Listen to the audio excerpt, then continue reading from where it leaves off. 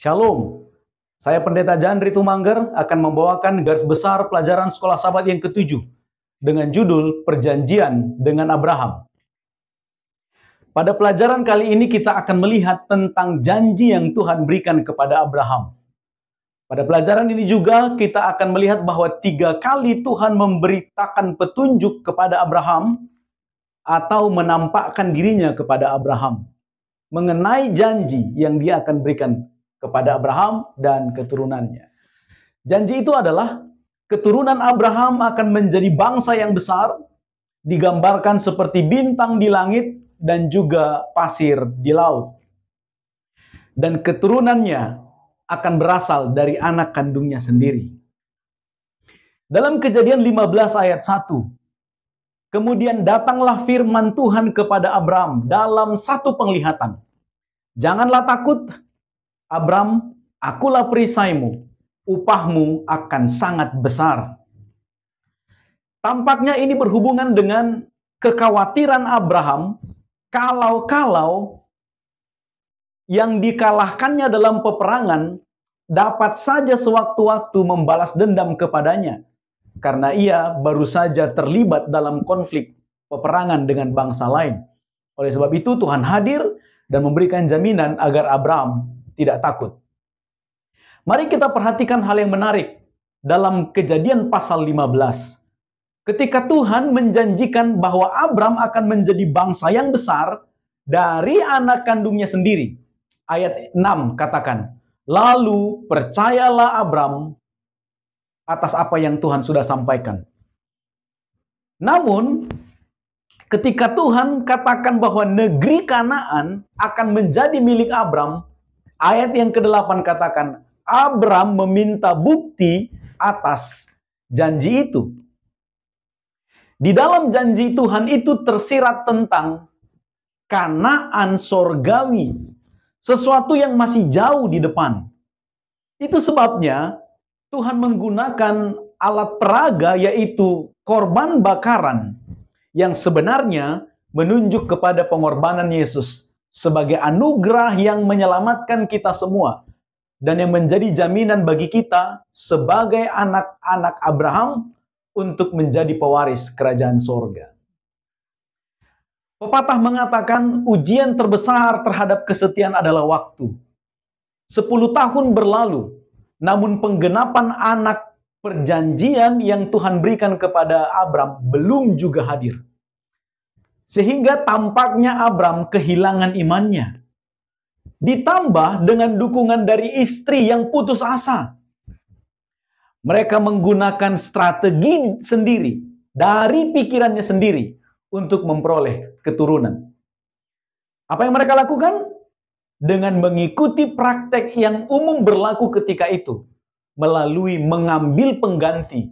Dalam hal ini adalah Hagar, orang Mesir. Namun apa yang terjadi? Pasal 16 ayat yang kedua katakan, engkau tahu Tuhan tidak memberi aku melahirkan anak. Ini perkataan Sarai. Sarai berbicara tentang Tuhan, tetapi tidak berbicara kepada Tuhan mengenai rencana itu. Demikian juga Abram.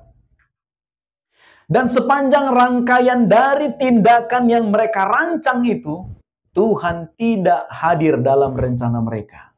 Artinya, Tuhan tidak setuju atas tindakan yang mereka lakukan, yang akhirnya menghadirkan Ismail bagi Abram.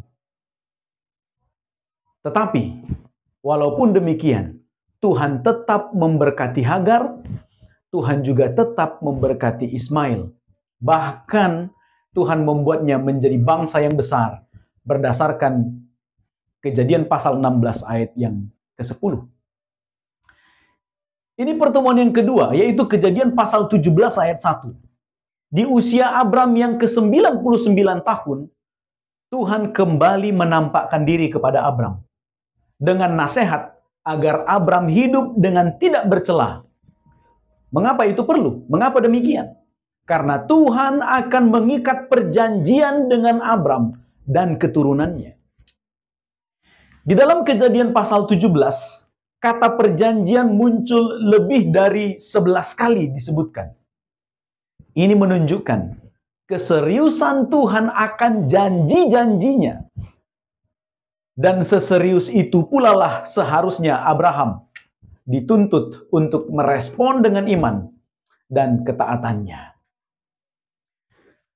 Perjanjian itu sebagai tanda disepakatilah bahwa perjanjian itu harus diikat dengan sunat.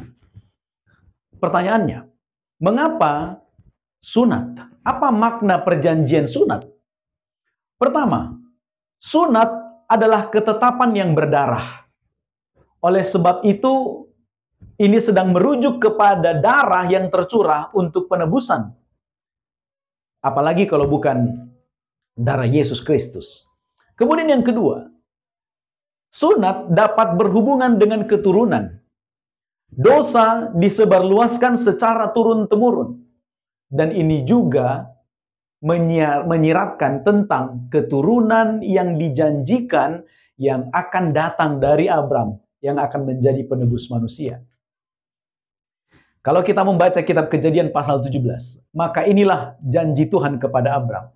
Aku akan membuat engkau sangat banyak. Engkau akan menjadi bapa sejumlah besar bangsa. Aku akan membuat engkau beranak cucu sangat banyak. Engkau akan kubuat menjadi bangsa-bangsa dan daripadamu akan muncul raja-raja. Aku menjadi Allahmu dan Allah keturunanmu. Kepadamu dan keturunanmu akan kuberikan seluruh tanah Kanaan untuk selama-lamanya. Itulah janji yang Tuhan berikan. Dan mengenai nama Abram, namamu bukan lagi Abram, tetapi Abraham. Abram maknanya adalah bapa yang mulia. Tetapi Abraham maknanya adalah bapa banyak bangsa. Lalu tentang Sarai, namanya bukan lagi Sarai yang artinya permaisuriku. Tetapi namanya menjadi Sarah yang artinya ibu bagi semua bangsa. Karena dia akan melahirkan anak bagimu, firman Tuhan kepada Abram. Mendengar itu, mereka tertawa.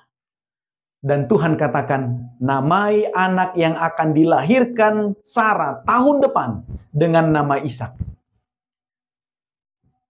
Kita dapat mengerti, bisa saja tujuannya itu adalah agar setiap kali Abraham dan Sarah memanggil nama anaknya Ishak, maka mereka akan mengingat bahwa mereka pernah menertawakan Tuhan yang berjanji untuk memberikan anak kepada mereka. Kemudian pertemuan yang ketiga Abraham dengan Tuhan adalah di dekat pohon tarbantin di Mamre. Ada pesan yang ingin disampaikan lewat peristiwa ini. Pertama, penampakan Tuhan kepada Abraham dalam rupa manusia mengingatkan kita akan Yesus yang menjadi hamba untuk menjangkau manusia dan tinggal di antara manusia. Yang kedua, tindakan Abraham dalam memperjuangkan agar Sodom dan Gomora tidak dibinasakan menandakan bahwa Abraham juga adalah perantara bagi semua orang, termasuk orang fasik yang ada di Sodom dan Gomora, karena ia sudah ditetapkan menjadi bapa semua bangsa. Apa kesimpulan yang kita dapat dari pelajaran ini? Hal yang paling ditakuti oleh Abraham adalah sesuatu yang ia tidak ketahui, yaitu masa depan. Sesuatu yang tidak dapat dikendalikan. Tetapi dari kisah yang kita pelajari ini, kita mendapat poin penting. Tuhan yang menyelamatkan Abraham di masa lalu adalah Tuhan yang sama yang akan menyelamatkannya di masa depan. Demikian juga Anda dan saya. Tuhan yang menyelamatkan kita di waktu lalu dan memberkati kita sampai saat ini.